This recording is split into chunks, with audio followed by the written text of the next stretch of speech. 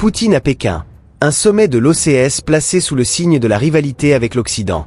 Le président russe Vladimir Poutine est arrivé ce dimanche à Pékin pour participer à un sommet hautement symbolique de l'Organisation de coopération de Shanghai, OCS, une alliance politique et sécuritaire qui réunit plusieurs grandes puissances d'Asie.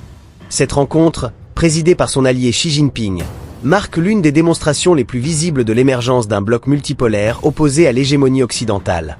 Une rencontre au sommet des contestataires de l'ordre mondial.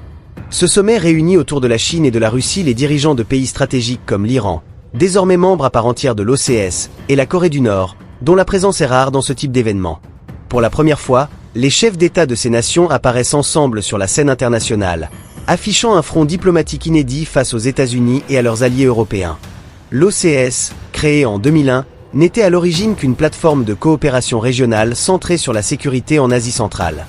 Mais au fil des années, elle s'est transformée en un outil géopolitique visant à contester l'ordre international dominé par l'Occident. Avec l'adhésion progressive de pays comme l'Inde, le Pakistan, l'Iran et maintenant l'ouverture vers d'autres partenaires, l'OCS s'affirme comme une alternative aux structures occidentales telles que l'OTAN ou le G7. Le message de Moscou et Pékin, un nouvel équilibre mondial. La présence de Vladimir Poutine en Chine a une portée symbolique très forte. En pleine guerre en Ukraine et sous le poids des sanctions occidentales, Moscou cherche à montrer qu'il n'est pas isolé mais qu'il dispose d'alliés solides. Xi Jinping, de son côté, consolide son image de leader d'un monde multipolaire, où l'Asie joue un rôle central. Dans leur déclaration commune, Poutine et Onze ont insisté sur la nécessité de bâtir un ordre international plus juste, basé sur le respect des souverainetés et le rejet de ce qu'ils appellent l'ingérence occidentale.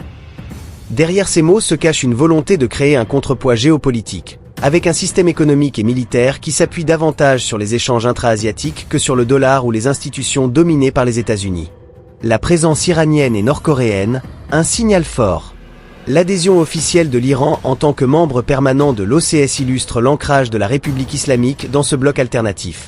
Téhéran, déjà proche de Moscou sur le plan militaire, drone fourni à la Russie dans le conflit ukrainien, voit dans cette organisation une manière de contourner les sanctions économiques occidentales et d'accroître sa légitimité diplomatique. La participation de la Corée du Nord, bien que non officielle dans le cadre institutionnel, attire aussi l'attention. Isolée par la communauté internationale en raison de ses programmes nucléaires, Pyongyang profite de cette tribune pour s'afficher aux côtés de grandes puissances et réaffirmer son rôle de partenaire stratégique de Moscou et de Pékin.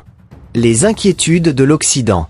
Du côté occidental, ce sommet est perçu comme un signe inquiétant d'un rapprochement stratégique entre États considérés comme rivaux ou hostiles. La présence conjointe de la Russie, de la Chine, de l'Iran et de la Corée du Nord nourrit les craintes d'une alliance politique et militaire qui pourrait bouleverser l'équilibre mondial. Washington a déjà réagi en dénonçant une coalition opportuniste visant à affaiblir les institutions internationales. L'Union européenne, pour sa part, s'inquiète des retombées économiques, notamment si l'OCS renforce ses mécanismes d'échanges commerciaux contournant le dollar et le système financier international. Vers un nouvel ordre multipolaire ? Ce sommet de Pékin illustre une tendance de fond, l'émergence d'un monde de plus en plus fragmenté, où les alliances traditionnelles cèdent la place à des regroupements régionaux aux intérêts convergents. La Russie et la Chine, en affichant leur unité, cherchent à convaincre d'autres pays du Sud global de rejoindre leur vision d'un monde multipolaire. Pour Moscou, isolé de l'Occident, l'OCS représente une bouée diplomatique et économique. Pour Pékin, elle est un instrument de puissance visant à remodeler l'ordre mondial. Quant aux pays comme l'Iran ou la Corée du Nord, ils y voient l'opportunité d'obtenir une reconnaissance qu'ils n'auraient jamais dans le cadre onusien. En conclusion, la visite de Poutine à Pékin pour ce sommet de l'OCS dépasse largement le cadre protocolaire. Elle s'inscrit dans une recomposition profonde des rapports de force internationaux.